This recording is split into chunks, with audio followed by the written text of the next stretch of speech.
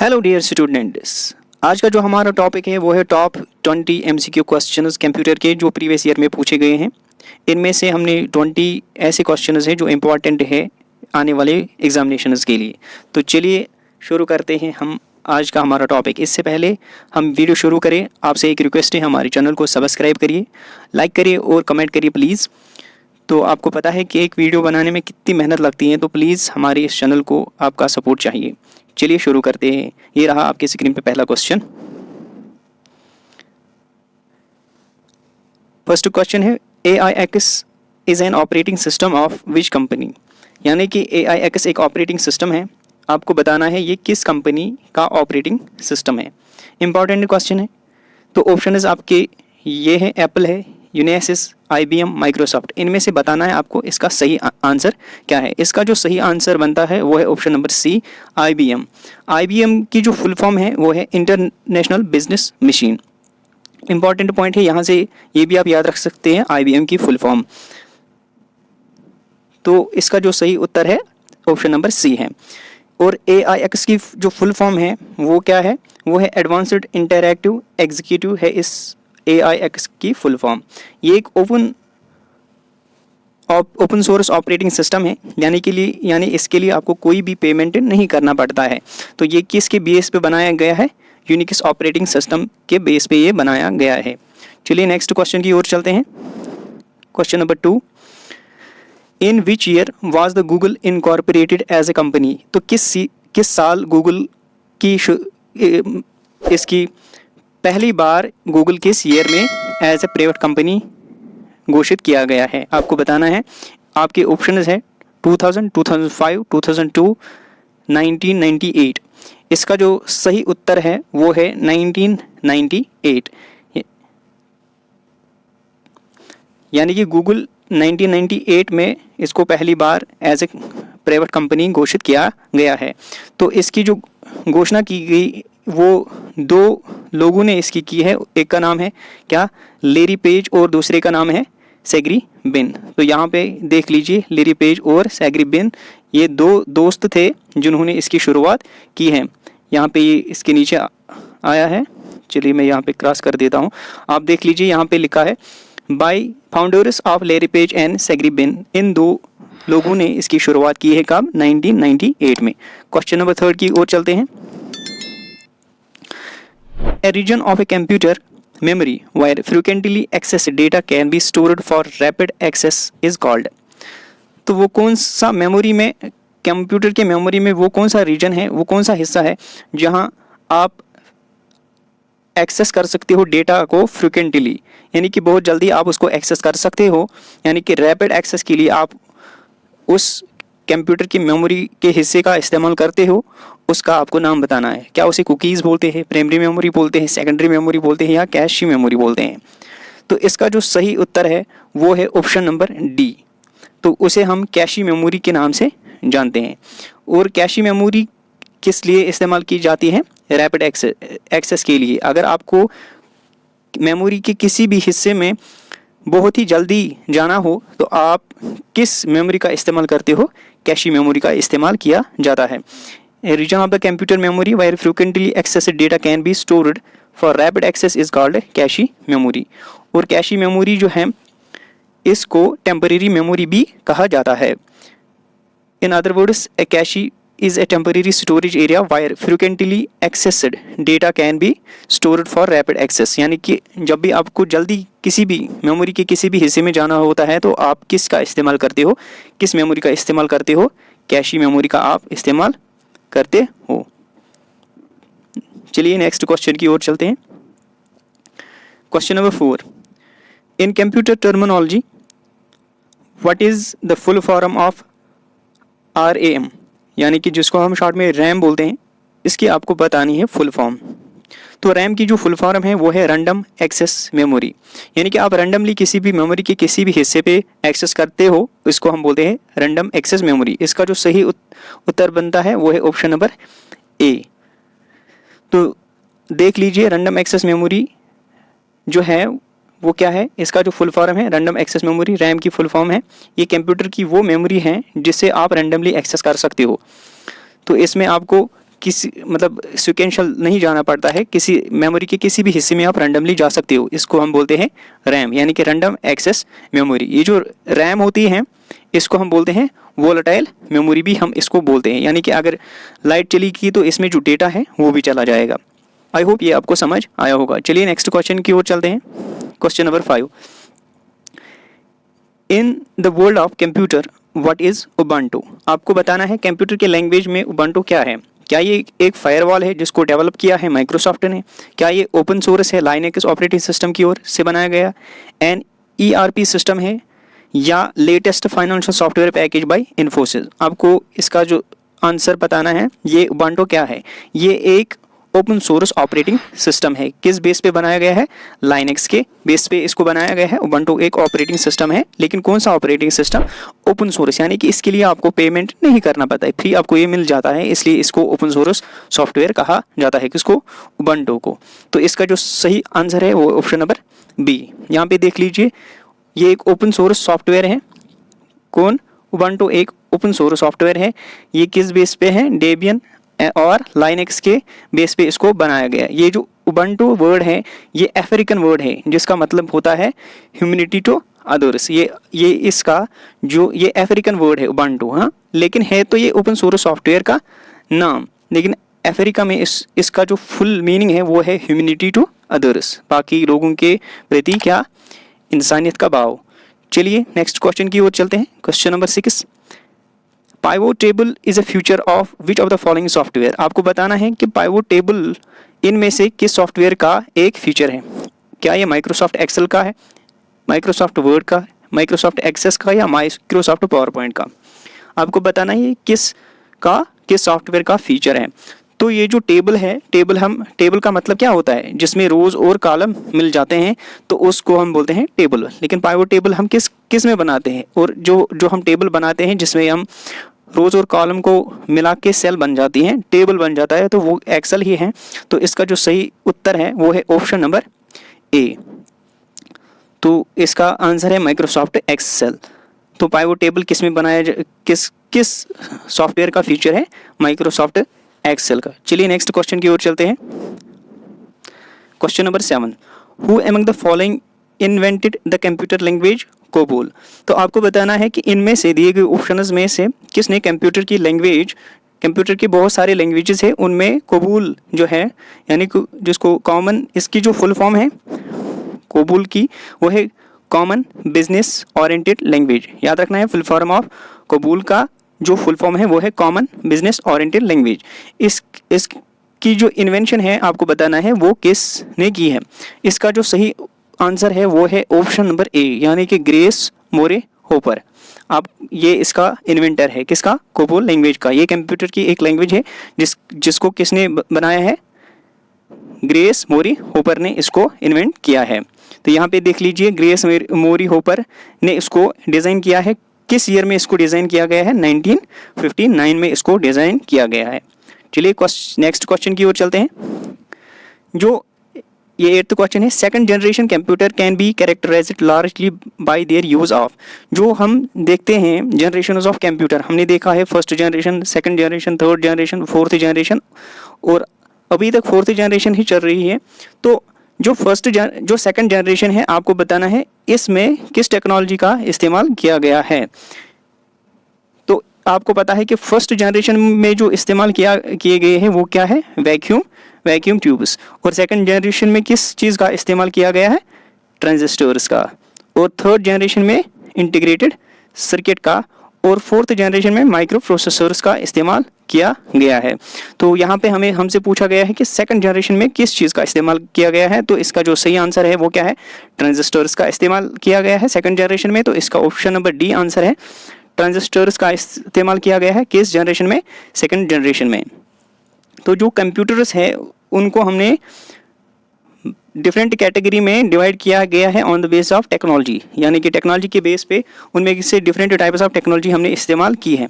जो first generation का computer बनाया गया है वो कब बनाया गया है? After the second world war. किसने बनाया है? यूएसए ने इसको बनाया है।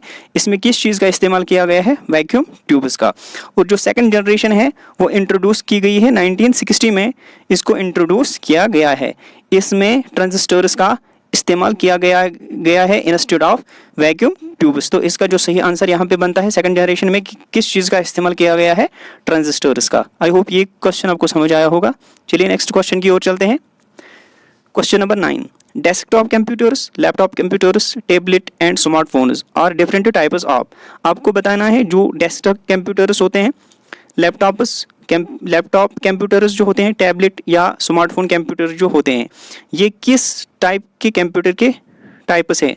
हमारे पास कितने टाइप्स ऑफ कंप्यूटर्स हैं? 4 टाइप्स ऑफ कंप्यूटर्स, जिसमें है क्या?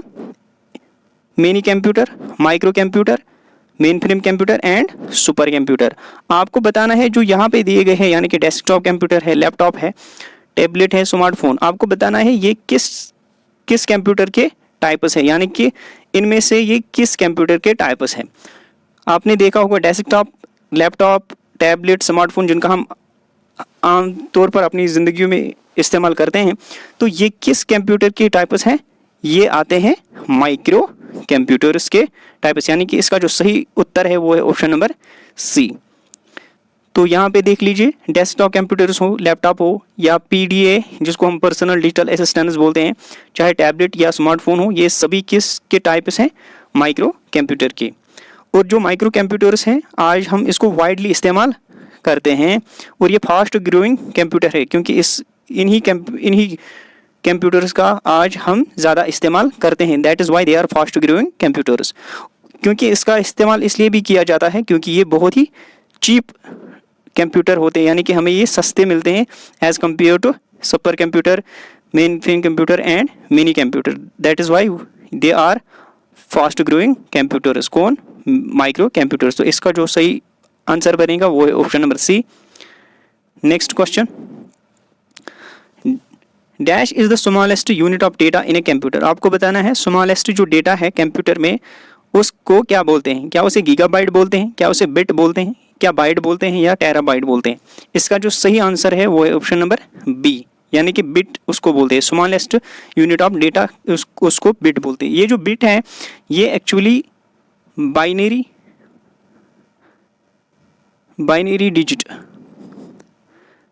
डिजिट की एक्रोनिम है। बाइनरी से लिया गया है बी और डिजिट से लिया गया है आई टी, तो आई टी यहाँ से लिखती दैट इसको ये बनता है बिट। तो स्मॉलेस्ट जो कंप्यूटर का यूनिट है वो क्या है? बिट। और बिट का और जो 0 और 1 है इसको हम बोलते हैं क्या? Binary digit. क्या बोलते हैं? बाइनरी डिजिट, यानी 2 ही इसमें डिजिट का इस्तेमाल किया जाता है, 0 and 1। That is why the smallest unit of data is called bit. I hope ये आपको समझ आया होगा।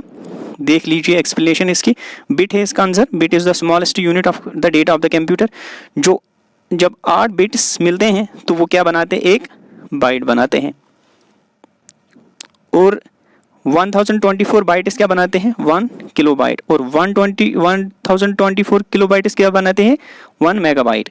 और 1024 मेगाबाइट क्या बनाते हैं? 1 गीगाबाइट। इसी तरह 1024 गीगाबाइट बनाते हैं टेराबाइट। तो ये मेमोरी का इंक्रीजिंग ऑर्डर में लिखा गया है। तो आपको याद रखना है कि जो स्मॉलेस्ट जो यूनिट होता है डेटा का उसे हम क्या बोलते हैं? बिट। चलिए नेक्स्ट क्वेश्चन की ओर चलते हैं। Question number 11, in computing dash is a network security system that monitors and controls incoming and outgoing network traffic based on predetermined security review। आपको बताना है इनमें दिए गए ऑप्शन में से वो कौन सा ऐसा सिक्योरिटी सिस्टम है जो जब आप नेटवर्क पे काम करते हो वो जो इनकमिंग ट्रैफिक होता है, यानी कि इनकमिंग मतलब आप नेट पे इंटरनेट पे काम करते हो, जो इनकमिंग और आउटगोइंग यानी कि आपके कंप्यूटर से क्या जाएगा? डेटा जाएगा। और आपके कंप्यूटर में भी क्या आता है? डेटा है। इस डेटा को जो फिल्टर करता है या सिक्योरिटी जो मॉनिटर करता है कि इसमें जो आने वाला डेटा है क्या उसमें वायरस तो नहीं है, या आपने जो अपलोड किया है क्या उसमें तो वायरस नहीं है।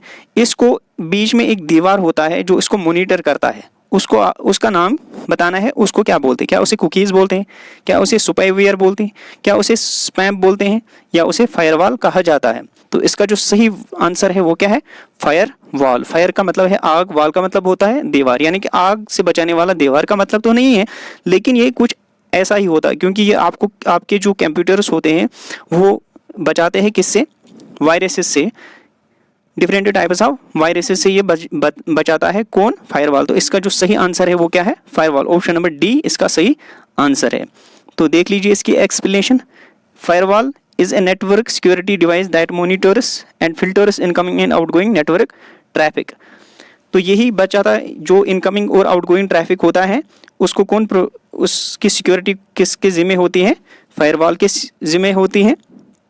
जो फायरवॉल होता है यही जो इनकमिंग डेटा होता है और जो आउटगोइंग डेटा होता है आपके कंप्यूटर से वो कौन फिल्टर करके देता है, फायरवॉल ही देता है।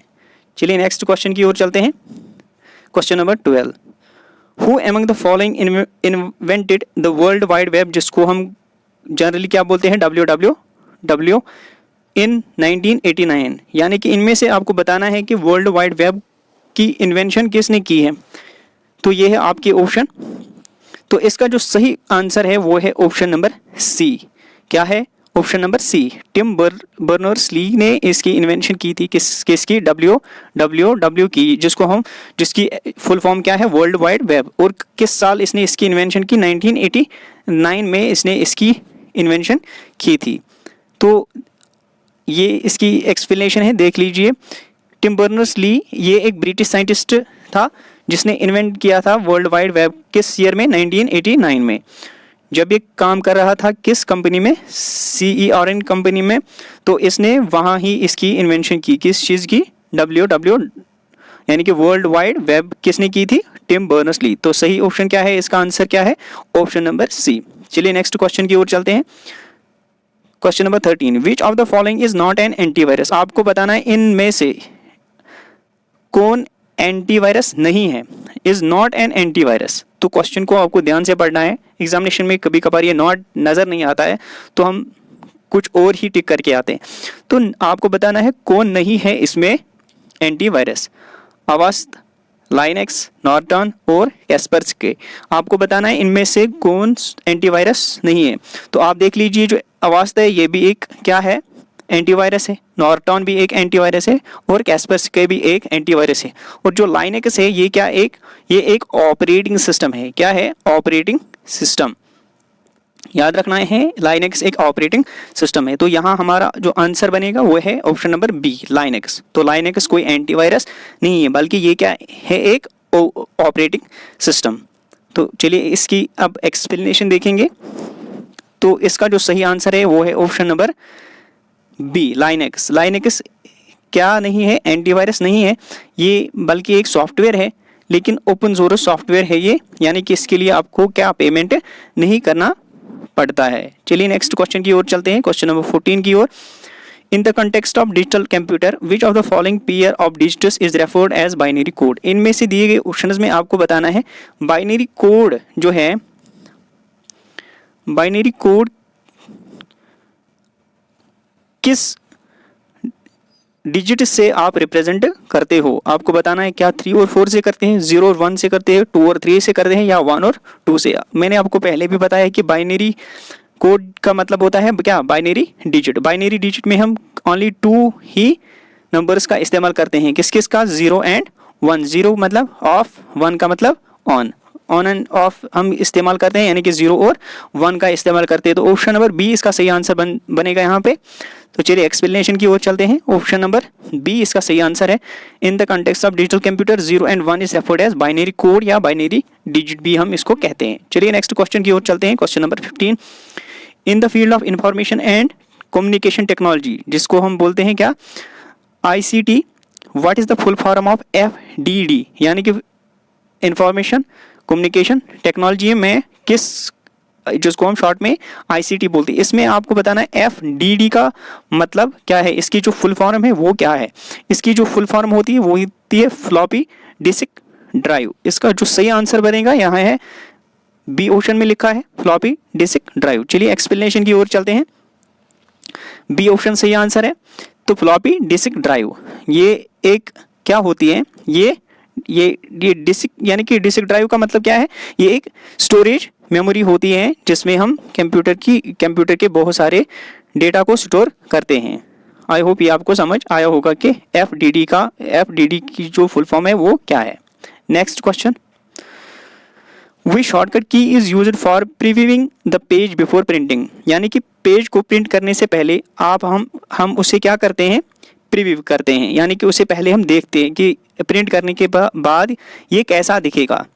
इसको प्रिंट प्रीव्यू करने के लिए आप किस शॉर्टकट की का इस्तेमाल करते हो? क्या आप कंट्रोल प्लस F6 का इस्तेमाल करते हो, क्या कंट्रोल प्लस F10 का इस्तेमाल करते हो, क्या कंट्रोल प्लस F2 का इस्तेमाल करते हो, या कंट्रोल प्लस F5 का इस्तेमाल करते हो? इसका जो सही आंसर है वो है ऑप्शन नंबर सी, यानी कि हम इसमें इस्तेमाल करते हैं क्या, कंट्रोल प्लस F2, यानी कि कंट्रोल के बाद F2 जब हम कीबोर्ड पे प्रेस करते हैं तो इससे क्या हमें मिलता है, पेज का प्रीव्यू हमें देखने को मिलता है कि यानी कि प्रिंट होने के बाद ये पेज कैसा दिखेगा, तो वो हम इन दो की को प्रेस करने से देखते हैं। तो कंट्रोल प्लस F2 का इस्तेमाल करते हैं। Control plus F2 is used for previewing the page before printing, यानी कि प्रिंट करने से पहले हम पेज को अगर प्रीव्यू करना चाहते हैं, देखना चाहते हैं, तो हम किस शॉर्टकट की का इस्तेमाल करते हैं, कंट्रोल प्लस F2 का। चलिए नेक्स्ट क्वेश्चन की ओर चलते हैं। Who designed the first analogue computer in India, पहला एनालॉग कंप्यूटर जो इंडिया में डिजाइन किया गया है उसका आपको नाम बताना है। उसका सही उत्तर जो है वो है ऑप्शन नंबर ए, समरिंद्र कुमार मित्रा जो है इसने पहला क्या एनालॉग कंप्यूटर इंडिया में डिज़ाइन किया है। ये इसकी एक्सप्लेनेशन, ऑप्शन नंबर ए इसका आंसर है। ये इंडियन साइंटिस्ट है और मैथमेटिशियन जिसने इंडिया का पहला एनालॉग कंप्यूटर डिज़ाइन किया कब, 1954 में। और इसको कहाँ पे इंस्टॉल किया गया था, इंडियन स्टैटिस्टिकल इंस्टीट्यूट में, कलकत्ता में इसको इंस्टीट्यूट यानी कि कलकत्ता में इसको क्या किया गया था, इनॉग्रेशन इसकी की गई थी, जो पहला एनालॉग कंप्यूटर इंडिया में बनाया गया था। चलिए नेक्स्ट क्वेश्चन की ओर चलते हैं। Which of the following is not an e-commerce website? तो इनमें से आपको बताना है कि ई कॉमर्स वेबसाइट इनमें से कौन नहीं है। ई कॉमर्स का मतलब होता है इलेक्ट्रॉनिक कॉमर्स, यानी कि जो हम इंटरनेट पे जो भी, कॉमर्स का मतलब क्या होता है, यानी कि प्रोडक्ट्स का सेल और बाय जब हम करते हैं थ्रू इंटरनेट, जब हम पेमेंट इंटरनेट से ही करते हैं और हम क्या खरीदते हैं, कोई भी प्रोडक्ट है, तो इसका मतलब क्या है, हम ई कॉमर्स वेबसाइट का इस्तेमाल करते हैं। आपको बताना है इन दिए गए ऑप्शंस में से कौन नहीं है ई कॉमर्स वेबसाइट। नॉट, यहाँ पे नॉट है, यानी कि कौन नहीं है ई कॉमर्स वेबसाइट। ऊबर भी है, स्विगी भी है और फ्लिपकार्ट भी है। आपने देखा होगा ये तीनों के तीनों क्या है, ई कॉमर्स वेबसाइट, यानी कि इन पे आप किसी न किसी चीज़ की फरोख्त देखते हो, यानी कि प्रोडक्ट्स का सेल एंड बाय होता रहता है। तो जो ऑप्शन हमारे पास अब बच गई है वो है गूगल मैप्स पे कोई भी मतलब प्रोडक्ट सेल या बाय नहीं किया जा सकता है। Getting my point? तो इसका जो सही आंसर है वो है ऑप्शन नंबर डी। चलिए एक्सप्लेनेशन की ओर देखते हैं। देखिए गूगल मैप्स जो है वो क्या नहीं है, एक ई कॉमर्स वेबसाइट नहीं है। An e commerce website is that site where sell of products and services through means of data are transferred and fund is also transferred through internet। तो ये ऐसी ई कॉमर्स वेबसाइट्स वो होते हैं जहाँ पे क्या प्रोडक्ट सेल या बाय किए जाते हैं और जो पेमेंट है वो भी थ्रू इंटरनेट ही किया जाता है, तो उनको हम ई कॉमर्स वेबसाइट बोलते हैं। तो इसका जो सही आंसर है वो है गूगल मैप, डी ऑप्शन सही आंसर है। चलिए नेक्स्ट क्वेश्चन की ओर चलते हैं। The first barcode system was developed by, जो बारकोड आप देखते हो आज हर प्रोडक्ट पे, वो पहली बार किसने डेवलप किया था? तो इसका जो सही आंसर है वो है option number A, Norman Joseph Woodland ने इसको पहली बार क्या किया था, डेवलप किया था। किसका? बारकोड को, जो हर प्रोडक्ट पे, यानी कि बारकोड जो होता है वो प्रोडक्ट के बहुत सारे फीचर्स बताता है कि इसमें किस चीज़ का इस्तेमाल, इसका प्राइस क्या है, ये कहाँ बनाया गया है, तो बारकोड उसके बारे में बता देता है, उस प्रोडक्ट के बारे में। तो ये पहली बार ये बारकोड किसने डेवलप किया? नॉर्मन जोसेफ वुडलैंड ने इसको डेवलप किया। तो इसकी जो एक्सप्लेनेशन है यहाँ पे देख लीजिए। नॉर्मन जोसेफ वुडलैंड ने इसको क्या किया था, डेवलप कब किया था? 1952 में इसकी क्या हुई थी, डेवलपमेंट, और इसका नाम क्या था? Norman Joseph Woodland. तो उसने पहला बारकोड सिस्टम डेवलप किया था। आई होप ये आपको समझ आया होगा। नेक्स्ट क्वेश्चन की ओर चलते हैं। क्वेश्चन नंबर 20, निबल जो होता है कंप्यूटर टर्मिनोलॉजी में इसे और क्या नाम देते हैं? Nibble in computer terminology is also called, तो इसे हम हाफ बाइट बोलते हैं। क्या बोलते हैं? Half byte. सी ऑप्शन इसका आंसर है, हाफ बाइट बोलते हैं। देखिए हमने बोला है 8 जो होते हैं 8 बिट्स, 8 बिट्स जो होते हैं वो एक बाइट बनाते हैं। क्या बनाते हैं? एक बाइट बनाते हैं। तो 4 निबल का मतलब क्या होता है? Half byte. तो nibble is also known as half byte, half bit नहीं हाफ बाइट इसका आंसर है। सी ऑप्शन इसका सही आंसर है। तो ये थे आज के हमारे 20 important questions. Thank you for watching our videos. फिर से हम रिक्वेस्ट करते हैं प्लीज़ इस चैनल को सब्सक्राइब कर दीजिए ताकि आपको हम जब कोई भी नया वीडियो अपलोड करेंगे पहले वो आपके पास पहुंचे। Thank you, have a nice day.